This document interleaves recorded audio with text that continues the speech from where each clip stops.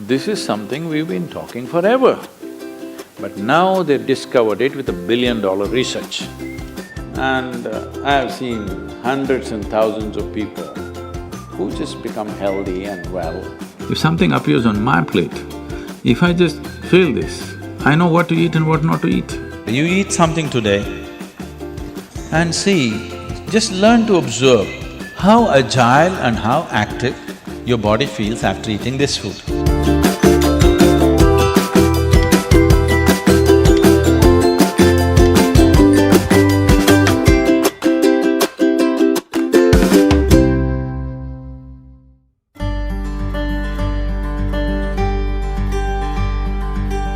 The simple thing right now that's a rage in the world is, if you come to our ashram, all the people there who are physically immensely active eat 10 o'clock in the morning, 7 o'clock in the evening, 2 meals. How many doctors have been telling me that they will die of malnourishment, this will happen, that will happen, you must do this, you must do that. I eat only 1 meal a day most of the days. One big meal I eat and that's it. And doctors telling me, no, Sadhguru, the way you're traveling, this will happen, that will happen, you must eat at least once in 4 hours, something you must eat. I said, leave me alone, I'm doing fine. But now, a big university in America comes up with this called intermittent fasting. It's not nonsense, it's good, but they rediscovered something that we have known forever. Now everybody is saying there must be a 16-hour gap.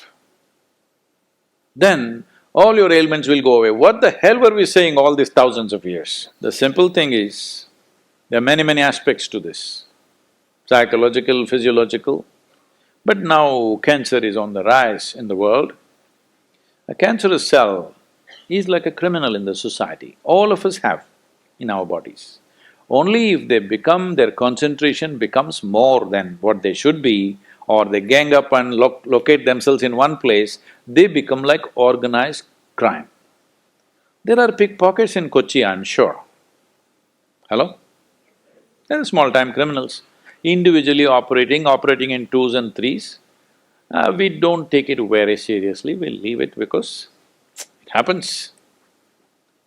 But suppose all 100 of them got organized into a organized crime, now we will crack down. Because we know now it becomes a threat to the society. Similarly, cancerous cells are like this. Criminals, they're moving around, doing some damage. Their only problem is, right now, they're generally eating about 8 to 12 times more than what the other cells are eating. So if you just give sufficient break between one meal and the other, most of them will die because they cannot survive. This is something we've been talking forever.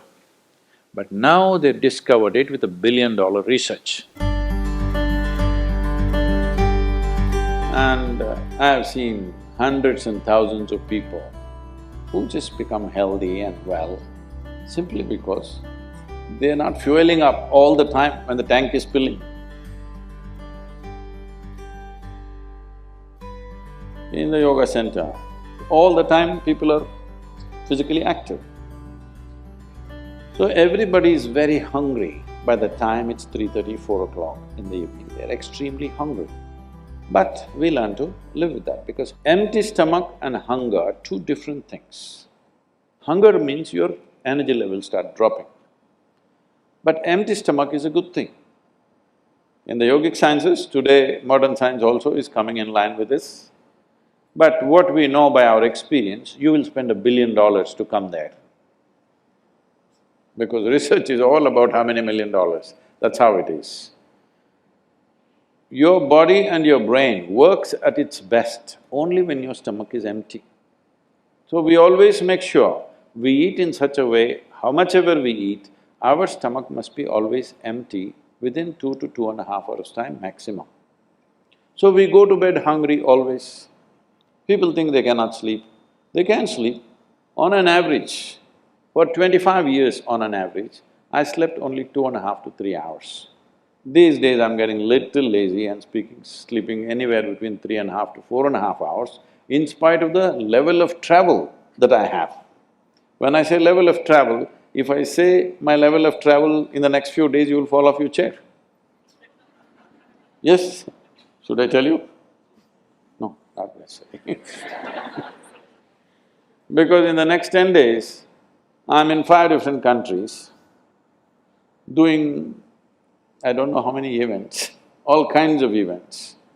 So, you're able to keep this up simply because you don't overeat. It's very, very important. Everybody eats 2 meals. I generally eat only 1 meal, 4:35 in the evening, because I don't like to sit in front of the plate and worry about how much to eat. I like to eat well. So, 4:35 in the evening, if I eat a meal, it's only next day. Is this enough? Am I looking okay? Hello? Because any correction and purification that needs to happen in the body, your stomach needs to be empty. It's very, very important. Otherwise, the purification on the cellular level will not happen. You pile up things and then you have all kinds of problems.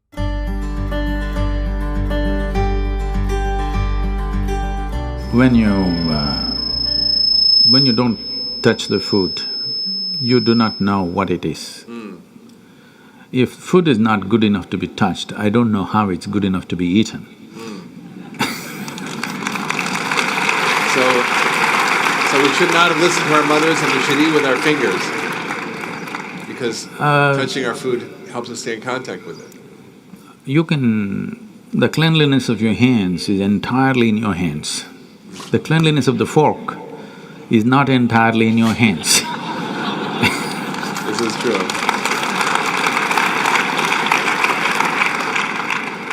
And nobody else but you have used these hands. So, there is an assurance as to how clean or not clean it is right now. The fork, you do not know who's used it, how they've used it, for what they used it. And all they have to do is wipe it with a tissue and give it to you and it looks pretty clean. Above all, you don't feel the food. The first thing that's been taught to us is, if food appears in front of you, to hold your hands upon the food for a few moments, just to feel how the food is. If something appears on my plate, if I just feel this, I know what to eat and what not to eat, what I should not eat. I don't taste it and then reject it, I just don't eat. Because my hands are the first level, not tasting in the sense the tongue tastes, but knowing the food. First thing is knowing the food. You want to know a person, you guys go and shake their hands. I'm usually avoiding that, but That's a good strategy. But the food that's going to become a part of you, first thing is your hands. Even if you physically don't touch it, just being conscious and being there, it clearly tells you how the food will behave within you. Whether this particular food on this particular day, should it go into you or not, because every day your body is not the same thing. Every day, every moment it's different. If you feel the food, you just know whether this food has to go into you on this day or not. If that much awareness is brought in, we don't have to go on telling people what they should eat. Every meal they must decide what they should eat in that meal. There is no one prescription that this is what you should eat for your life. That will feel too claustrophobic, that only this I can eat.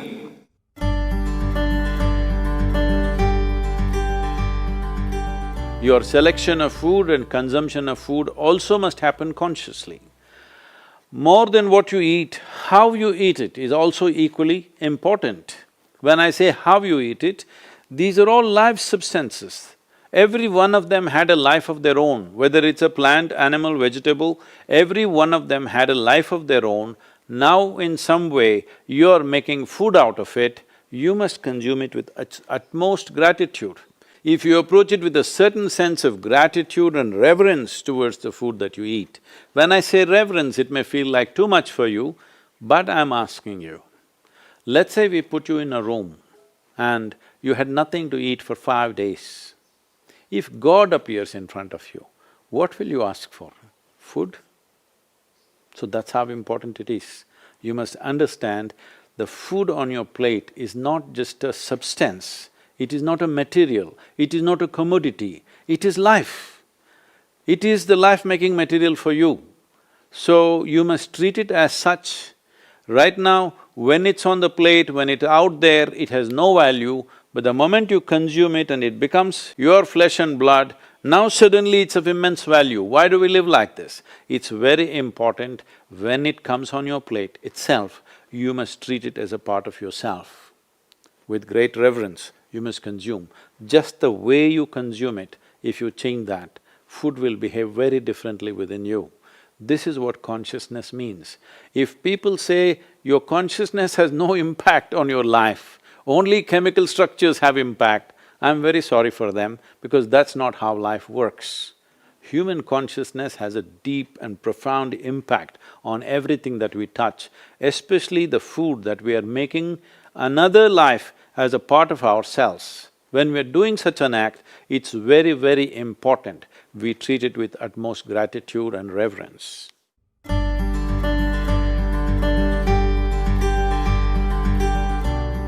I want to tell you, there is no such thing as good habit and bad habit. Habit means you are functioning unconsciously. If you are functioning unconsciously, that's a bad thing because the whole thing about being human is we are capable of doing things consciously. That is the beauty of being human, that we can do everything consciously. What an animal does unconsciously, we can do the same thing consciously. We can eat unconsciously or we can eat consciously.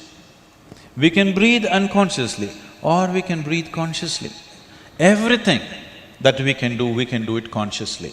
The moment we do something consciously, suddenly that human being looks very refined and wonderful. Just because somebody walks and speaks consciously, doesn't he become a beautiful human being? Yes or no? That's all. So why is it that we are trying to develop habits as if there's a good thing? Habit means fixed realities where you don't have to think. You get up in the morning and it'll happen to you. No, don't try to automize your life. That is not efficiency, that is the efficiency of the machine. This one is supposed to function intelligently and consciously. Nobody is expecting it to function like a machine. So, about food and stuff, food must be suitable for the body that we eat for. It is for the body. This is a building material for this body, the food that you're eating. What is the appropriate food? Unfortunately, it's all messed up right now. Traditionally, we ate very sensibly in this country, but these 1,000 years of innovations have brought other kinds of food cultures, and today the national diet is pizza or pasta. What is it? Which is one? I don't know. Both were competing. So, we are losing our sense about food. It's definitely time to look at what is the most suitable thing. If I go into that food, it's a very long process, but you must experiment with food, not just by the tongue, but by the body. You eat something today and see, just learn to observe how agile and how active your body feels after eating this food. If it feels like it wants to go to the grave, that's not good food. If it feels like it wants to be alive after eating this, except coffee, because that's a stimulant. If you eat food and your body feels very agile and alive, that means it's good food, body is liking it. If you eat something, it feels dull, that means it's not liking it, it's having difficulty with it, that's why it feels dull. So just on this basis, there's a much… this is a very simplistic way of putting it.